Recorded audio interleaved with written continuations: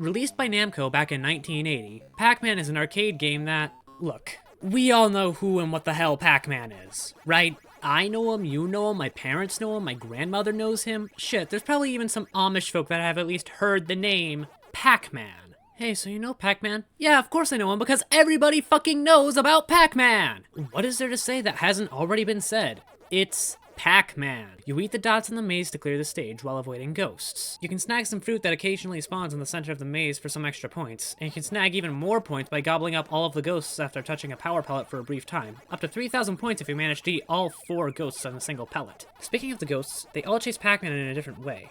Blinky chases you directly, Pinky targets 4 spaces ahead of Pac-Man, Clyde chases Pac-Man until he gets too close, and Inky's position is based off of where Blinky is. I'm not going too in-depth for the sake of time, so if you're looking for a more in-depth explanation because you're a nerd or something, I'd recommend the video explaining the AI by Retro Game Mechanics Explained, which goes much more in-depth on how the ghost AI works. That said, that still doesn't change the fact that what I just said has already been echoed hundreds of thousands of times because this is Pac-Man! Everybody knows about Pac-Man! His design is incredibly iconic. You can see it from a mile away, assuming you're not accidentally looking at your local pizza parlor. And the ghosts, yeah, also incredibly iconic. Just don't think about the later cutscenes too much and you'll be just fine. All of that without getting into the story of Pac-Man and what it represents. Pac-Man representing the average person in the modern world, fighting against the government and corporations actively fighting against us. Struggling against them, having brief, short-lived victories until we are ultimately knocked back down to where we once started, possibly even lower. I don't expect everyone to fully comprehend the complexities of this game. To be fair, you have to have a fairly high IQ to understand the intricacies of a game where you run around a maze eating up all the dots scattered about. You also have to have a fairly high IQ to pick out themes where there are none to be had. Like a high school writing teacher picking apart the themes of the first sentence of a story, when it's just something along the lines of, the door was green. Overall, Pac-Man was ahead of its time, not only in its AI and design, but also in its themes. It's actually a rather bold approach for a game such as this to tackle the dark side of the systems we've set in place, and age as well as it has over the past 44 years. If you want to play the game these days, it's on everything from Steam to the Nintendo Switch to the Atari 2600. You know, the incredibly rushed version that has been cited to be one of the reasons why the video game industry crashed back in 1985. Whoopsie daisies, I guess he just got too popular or something.